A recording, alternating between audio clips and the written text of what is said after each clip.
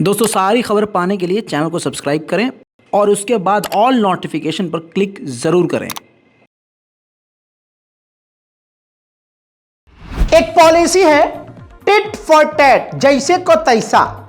तो गोदी मीडिया के अब तक आप जो टाइटल देखते आए हैं सभी को दिमाग में रखिए और आज हमारे टाइटल को देख लीजिए जो थंबनेल पर लिखा है। क्या लिखा है? सचिन का तेजाबी प्रेम। क्योंकि इस खबर को हजम कर लिया गया है और यह खबर काफी बड़ी है।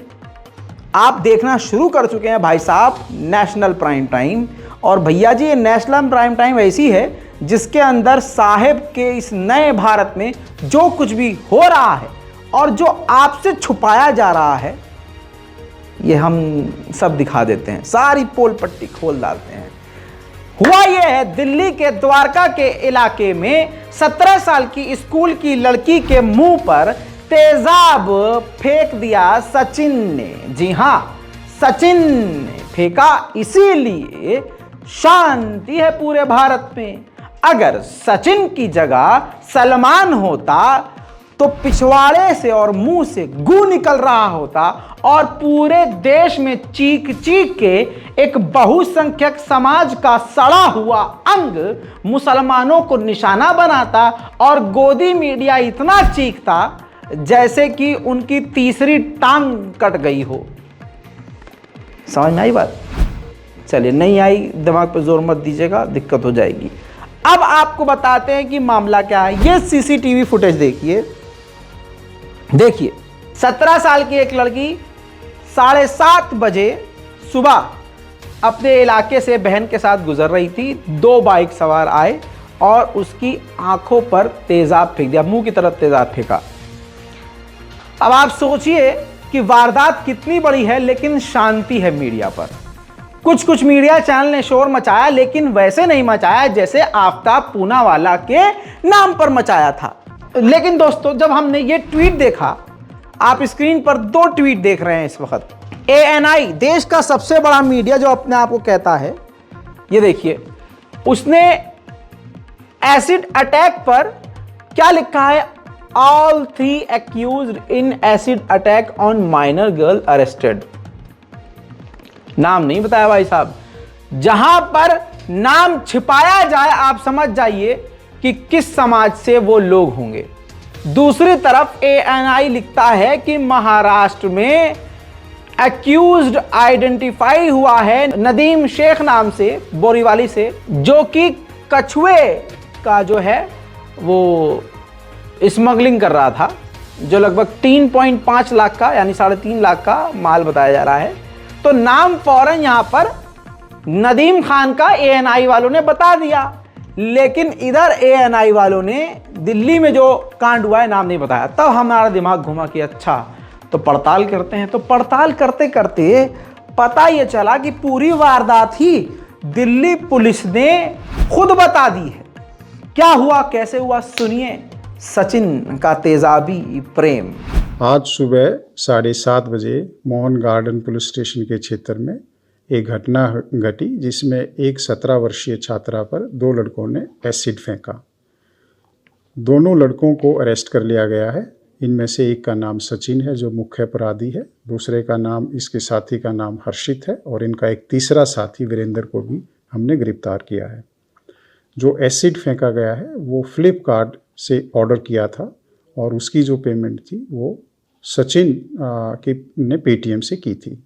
जो लड़की है अभी हॉस्पिटल में है, उस पर 8% इंजरी है और ट्रीटमेंट जारी है। इन्वेस्टिगेशन के दौरान पता चला है कि छात्रा और सचिन जो अपराधी है उसके सितंबर तक फ्रेंडशिप थी। उसके बाद सितंबर में इनकी आपसी अनबन हुई और इनकी फ्रेंडशिप टूट गई। उसके बाद जो सचिन है उसको ये बात एक्सेप्टेबल नहीं थी कि लड़की उससे बात नहीं करती और इससे प्रभावित होकर उसने ये कदम उठाया और इस लड़की पर एसिड फेंका है। तीनों अपराधियों को गिरफ्तार कर लिया गया है, बाकी का इन्वेस्टिगेशन भी जारी है। 17 साल की लड़की से फ्रेंडशिप, और ये कौन सी फ्रेंडशिप है आप समझते हैं? लड़की ने बात करना बंद कर दिया तो मुंह पे तेजाब फेंक दिया। तो यहां तो अब्दुल से डरा रहे थे लवड़ासुर, उधर इनका खुद ही लवड़े ने भुज्जम हो गया है।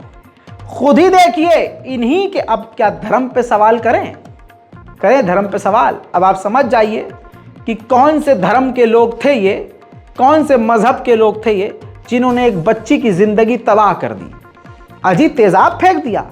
बाकी तो सारी कारस्तानी पुलिस ने बता दी है आपको। लेकिन यहां पर सब शांति है क्योंकि सचिन था, वो सलमान नहीं। चलिए आगे बढ़ते हैं। लगेगी आग तो आएंगे घर कई इज्जत में। यहां पर सिर्फ मुल्लों का मका थोड़ी है, जो मुंह में चैनी खैनी दबा के जो बहुसंख्या का आरामात छोड़, ये मुल्ले ससुरे इसी लायक हैं। साले ये पाकिस्तान चले जाए तो बढ़िया है, तो हम तो भूखे मारे कोई बात नहीं। इनको दबा के रखना चाहिए, इन्हें तो कंटाप पे दे कंटाप मारना चाहिए ससुरे ये जिहादी। कल तक जो ये बोलते थे आज ये भी नप रहे हैं, और उन्हीं की खामोशी और दूसरे समुदाय पर हो रहे जुल्म को देखकर खुशी जो हो रही थी, आज भगवान श्री राम शिव शंभू ने दूसरों को दिखाना शुरू कर दिया है कि देखो बेटा, हमारी नज़र में मनुष्य मनुष्य है, हमारी नज़र में हमारा वो भक्त ही नहीं जो मनुष्य से नफरत करे। और कर्मा, आपको बताऊं, कानपुर ज़िले की पुलिस ने, यानी उत्तर प्रदेश की पुलिस ने अत्याचार अलग लेवल का दिखाया है। उत्तर प्रदेश पुलिस ने एक बहुसंख्यक समाज, हिंदू समाज के युवक को हिरासत में लेकर इतना पीटा कि मौत हो गई। लेकिन दूसरी तरफ कानपुर देहात की एसपी कैमरे के सामने ये झूठ बोल रही हैं कि मौत अटैक से हुई है। जानकारी के लिए बता दूं कि बलवंत नाम है उनका, बलवंत सिंह। बलवंत सिंह की पोस्टमार्टम रिपोर्ट में शरीर पर चोटों के 22 निशान मिले हैं। मामला चूंकि विभाग से जुड़ा है तो पुलिस इस मामले को दबाने की पूरी कोशिश कर रही है। घर वालों को जांच से लेकर अदालत तक में लड़ना पड़ेगा दोस्तों। अब दोस्तों ये आपकी स्क्रीन पर वीडियो को पूरी तरह से ब्लर कर रहा हूं, घुटने से लेकर प्राइवेट पार्ट तक पूरी तरह से नील पड़े हुए हैं, छिले पड़े हैं। और मृतक के परिवार की मांग है कि कैमरे पर झूठ बोलने वाली एसपी को सस्पेंड करें, पूरे थाने को बर्खास्त करें। और दूसरी मांग यह है कि हाईकोर्ट से सिटिंग जज से इस पूरे मामले की जुडिशरी करवाई जाए। दोस्तों इसके बाद, इनकी मौत के बाद, बेगुनाह की मौत के बाद पुलिस थाने का पूरी तरह से जनता ने घेराव भी कर लिया था। एसपी मैडम जवाब दीजिए, एसपी मैडम जवाब दो, हत्या का जिम्मेदार कौन है?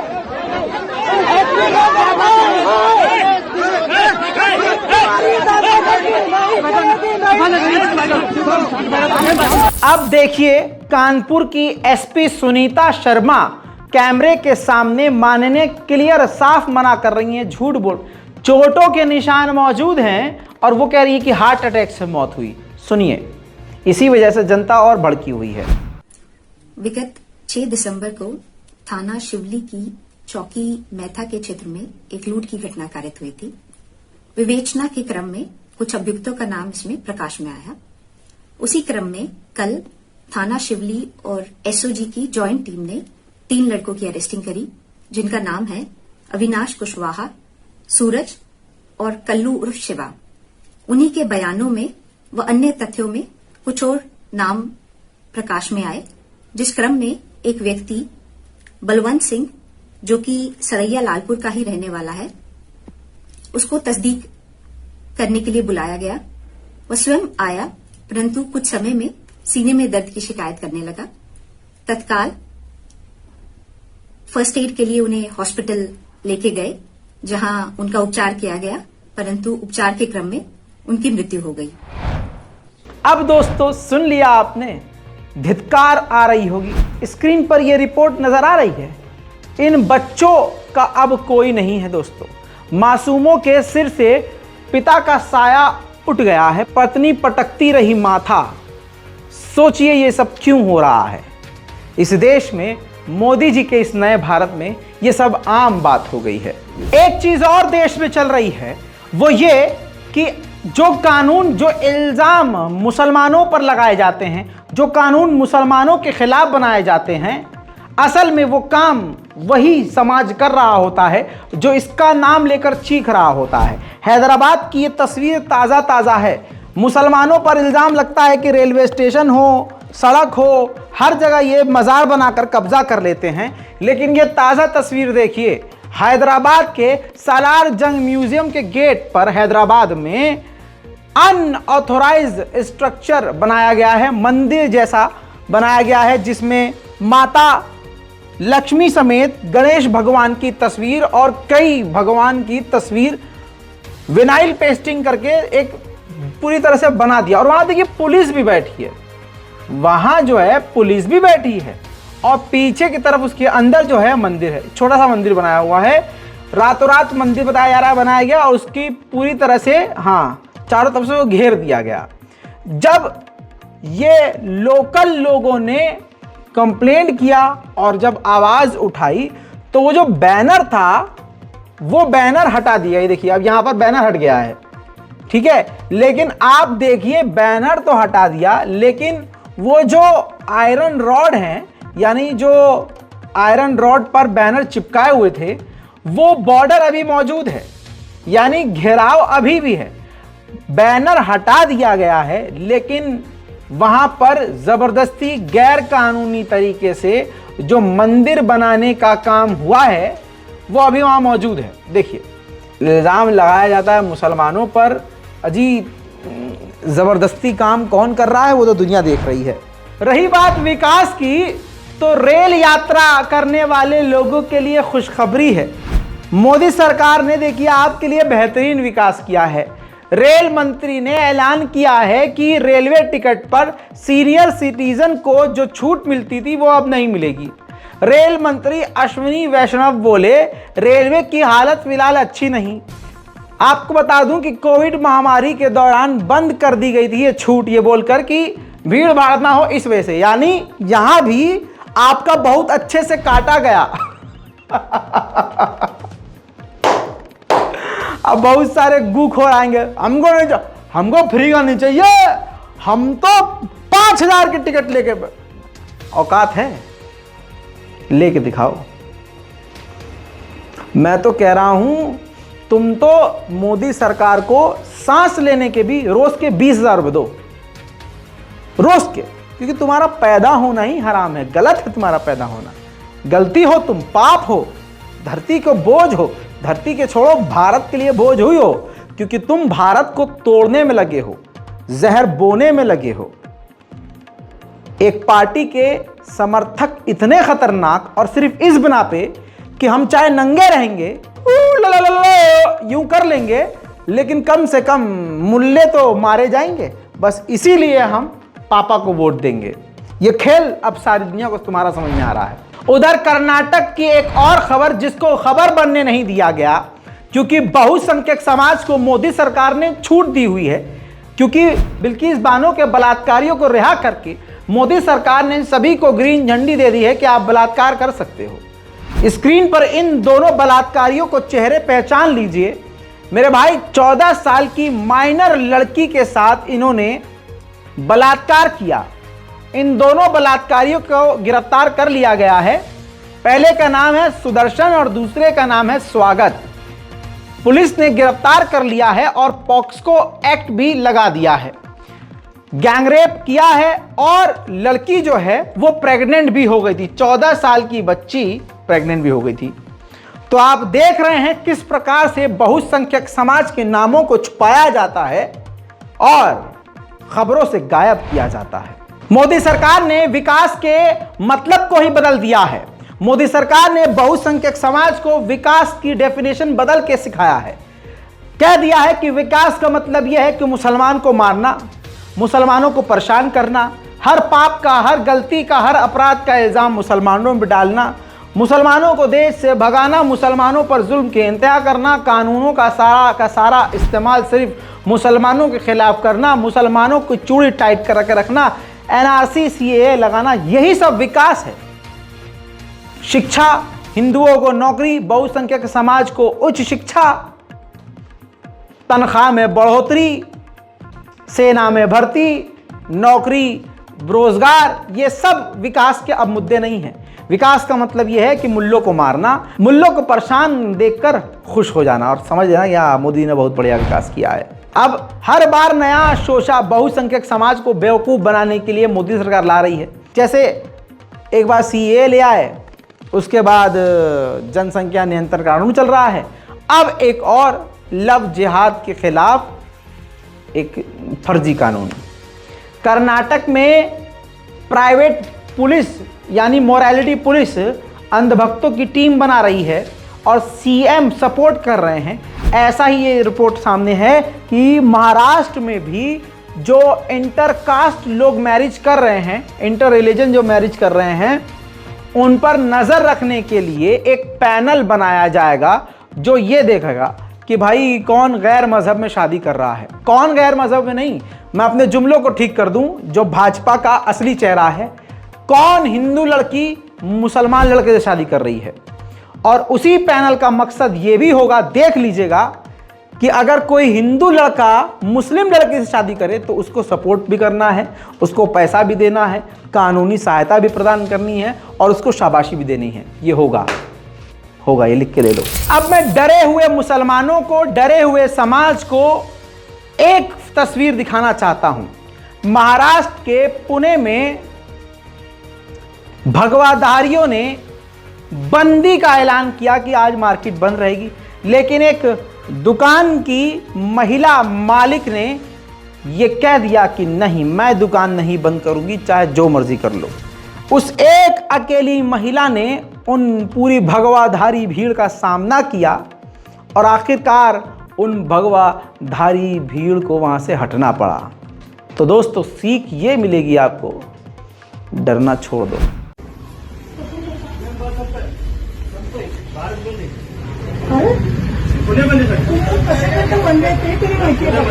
बंद करणार नाही, दुकान बंद करणार नाही। मीच व्हिडिओ काढते,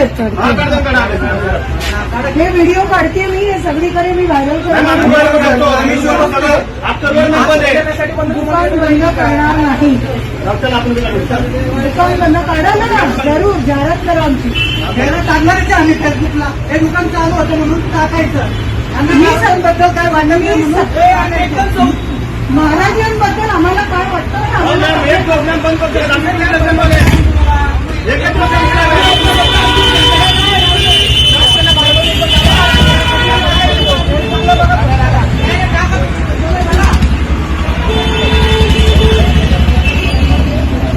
कोण बंद करू नका रे,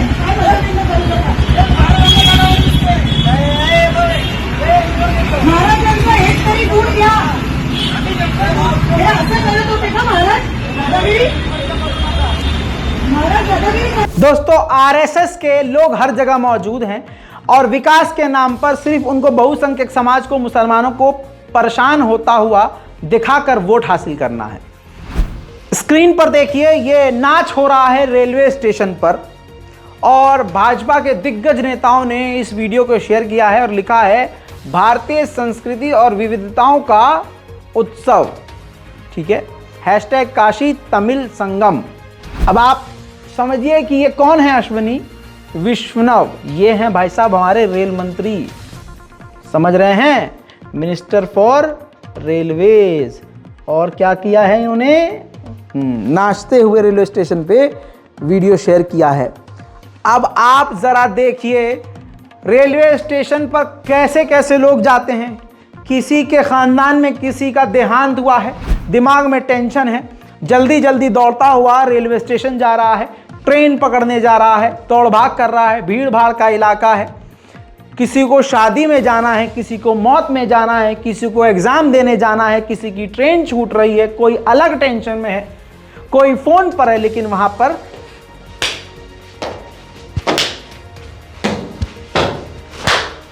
ये चल रहा है और ये संस्कृति है भारत की। तो ये जो 15-20 मिनट नाच हुआ है, इससे किसी को तकलीफ नहीं हुई, लेकिन अगर 2 मिनट की नमाज कोई पढ़ लेता कोने में तो रेल मंत्री एफआईआर करने का आदेश दे दे भाई साहब। स्क्रीन पर यह तस्वीर याद है? दैनिक भास्कर के अलावा दर्जनों जगह यह खबर चली। रेलवे स्टेशन पर मौलाना ने पढ़ी नमाज, सफेद टोपी पहनकर नमाज पढ़ता दिखा शख्स। ओ माय गॉड भाई साहब, जरा सा सुन लीजिए पहले आप। तो शख्स ने कहा कि उसे ट्रेन पकड़नी है, पास में कोई मस्जिद नहीं होने की वजह से यहाँ नमाज पढ़ रहा है। वीडियो सामने आने के बाद रेलवे पुलिस सीसीटीवी के जरिए शख्स की तलाश में जुट गई। तो एक अकेला आदमी कोने कोतड़े में जहां भीड़ भाड़ नहीं है नमाज पढ़ ले तो पूरा बहुसंख्यक समाज दहल जाता है। अरे मोरे मैया नमाज पढ़ लियो, और मंत्री सहम जाते हैं। एफआईआर करो, ढूंढो, तलाशो। वहीं दूसरे खुद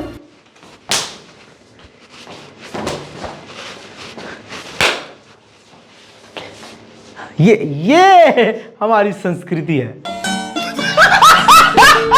उधर अंधभक्तों की टीम महीनों से सदमे में थी, परेशान थी, दीवार में सर मार रहे थे, बासी मुंह खा रहे थे कि कैसे दिमाग में आइडिया आए कि पठान फिल्म का बाइकआउट करने का कोई तरीका हत्ते लगे। एड़ी चोटी का जोर लगाकर एक जब गाना नजर आया उनको, उस गाने में आखिरी शॉट में दीपिका पादुकोण ने ऑरेंज कलर का बिकनी सूट पहना। ठीक है, मेरी बात पे ज्यादा ध्यान दीजिएगा, इधर नहीं, पिघल गए तो दिक्कत हो जाएगी। तो मामला ये हुआ कि ये पूरे गाने में शुरू से आखिर तक बहुत जबरदस्त वाली जो है चीजें हैं जो आप शायद झेल नहीं पाएंगे। लेकिन आपको बता दें कि आखिरी के 8 से 10-15 सेकंड के अंदर ये एक सीन आता है, जो सीन बार बार मैं पीछे चला रहा हूं, जिसमें कहा यह जा रहा है कि भगवा रंग का जानबूझकर इनको पहनाया गया और शाहरुख खान से इनको, पठान से इनका रोमांटिक सीन करवाया गया और इससे हिंदू भावनाएं आहत हो गई हैं क्योंकि भगवा रंग पहन के इन्होंने ये काम किया है। बहरहाल इतनी बड़ी फिल्म का इनको ये एक मुद्दा मिला बाइकआउट करने का। पूरी दुनिया में इसका मजाक बनना शुरू हो गया अंधभक्तों का। अब आप ये समझ के क्या क्या इतने बेरोजगार हैं बेचारे, क्या ही करें। अब आप ये समझिए भैया, यशराज फिल्म ने पठान की प्रमोशन ही करना बंद कर दी क्योंकि उनको अच्छे से पता है कि ये गोबर भक्त जबरदस्त प्रमोशन उसी करवा देंगे। भले ही बाइकआउट बाइकआउट बाइकआउट चिल्ला रहे हैं ये 4 दिन से, लेकिन आपकी स्क्रीन पर जरा इसके व्यूज देखिए। जब तक मैं आपको ये रिपोर्ट दिखा रहा हूं, अभी तक 39 मिलियन व्यूज इस सिर्फ एक गाने पर आ चुके हैं। तो अंधभक्तों,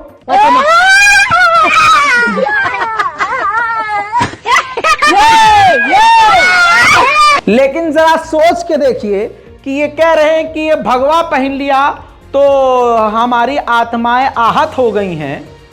तो भाई साहब ये क्या है, ये हमको बहुत पसंद है भाई, वाह। ओहो, ये अम्मा मर गई, तुम्हारे अब्बा मर गए थे, ये आंखें फूट गई थी क्या? तुम्हारी भी लाल आंखें क्या हैं? हाँ, हमको ये गाना है, टिप टिप बरसा पानी, और वो कनेडियन अक्षय कुमार जो कर रहा है भगवा रंग की साड़ी पहन के, उस पर किसी की आत्मा नहीं, यहां नहीं। इस पर देखिए जो मध्य प्रदेश के सीएम साहब हैं, कमाल के सीएम साहब हैं भाई साहब, बयान सुनिए आप, फिर आप सोच में पड़ जाएंगे ये सीएम साहब हैं। गाने में प्रयुक्त की गई वेशभूषा प्रथम दृष्टया बेहद आपत्तिजनक है। साफ दिख रहा है कि दूषित मानसिकता के कारण ये फिल्माया गया गाना है। वैसे भी दीपिका पादुकोण जी टुकड़े टुकड़े गैंग की समर्थक रही हैं, जेएनयू वाले उसमें, और इसलिए मैं ये निवेदन करूंगा कि इसके दृश्यों को ठीक करें, वेशभूषा को ठीक करें, अन्यथा मध्य प्रदेश में इस फिल्म को अनुमति दी जाए या न दी जाए, ये विचारणीय प्रश्न होगा। लेकिन दोस्तों, मैं आज आपको बता देना चाहता हूं, यह इंटरनेशनल टूल किट है भारत को बदनाम करने की। हमारा भगवा बदनाम करने की साजिश है दोस्तों। कभी किसी ने ध्यान नहीं दिया, लेकिन मैंने दिया। यह इंटरनेशनल साजिश है, इस पर संज्ञान लेना होगा। इस पर संसद में बहस करवाओ भाई। मैं सबूत लेके आया हूं। ये देखो, इंटरनेशनल साजिश चल रही है। और मोरी मैया, ये क्या देख लियो, अब क्या होगा? अरे कोई इंटरनेशनल कानून ना है क्या?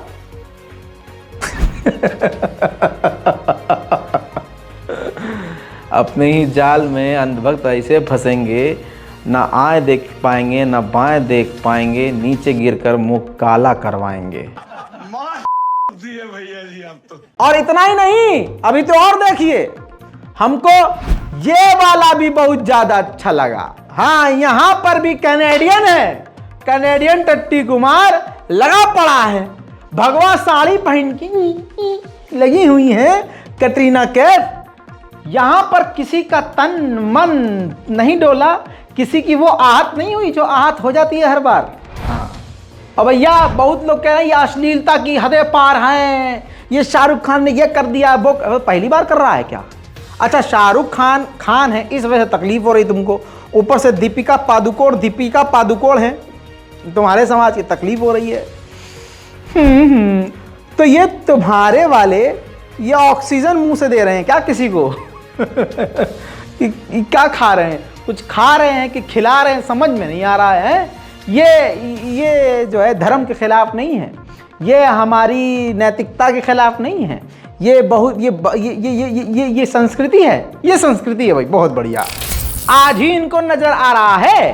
तो दोस्तों देखिए, ये ईना मीना डी का ये जो साड़ी पहन के ये सुष्मिता सेन, कटरीना कैफ, करीना कपूर, ओ भगवा सा, ये नहीं है, ये 2014 से पहले ही पहन ली होगी है। 2014 के बाद से तुम लोगों की धार्मिक भावनाएं आहत हो रही हैं, उससे पहले तो नहीं हुई है, अब हो रही हैं। तो इन पर क्यों नहीं सवाल उठाते भाई साहब? सबका बाइकआउट करो। तुम तो भाई साहब संतरे भी खाना बंद कर दो, उसको सजा के रखो। देखो, ऑरेंज चीज को सजा के रखो, हरे से तुम्हें तकलीफ है, सारी सब्जियां किनारे कर दो। सब्जियां खाना नहीं भाई साहब, हरी चीजें नहीं, गू खाओ बस तुम, क्योंकि गू का कोई रंग नहीं है। जो गोबर है कत्थई है, हरा है, और मोरी मैया कभी कभी हरा भी होता है। तो बच के रहना। हाँ भाई, कैसी लगी? संस्कृति की बात कर रहे हैं, संस्कृति तो हाँ, संस्कृति तो इनमें देवी में बहुत है। आहा, क्या संस्कार देखो। हटा दो भैया, बहुत कमजोर लोग हैं। इतना ही नहीं मेरे दोस्तों, अंध भक्तों की ब्रांड एम्बेसडरवा को देख लीजिए, भगवा पहन के धार्मिक भावनाओं को आहत करके, अभद्रता पार करके, भगवा और ये मोरी मैया भगवा पहन के दारू पी के मटक रही हैं। यहां पर किसी की धार्मिक भावनाएं आहत नहीं हुई। मैं फिर से बताना चाह रहा हूं, ये ससुरा इंटरनेशनल साजिश चल रही है। हमने ढूंढा, एक टकला मिला 2 महिलाओं के साथ। ये देखिए, बहुत लोगों ने कहा कि भाई इसको हमने बचपन में कहीं देखा था। हमने भी इसको कहीं तो देखा है, लेकिन ये देखिए 2 महिलाएं भगवा पहनी हुई हैं। ये क्या चल रहा है? ये क्यों है? अंतरराष्ट्रीय साजिश है भाई, आवाज उठानी चाहिए, यूएन में इसकी बात रखनी चाहिए। अंधभक्तों, चलो यूएन, चलो चलो चलो चलो। और एक बात और, अगर हर पीली चीज तुमको हाँ वहां मिलानी है तो याद रखना भाई साहब, जब पेट खराब होता है तो हाँ पीला ही पीला आता है।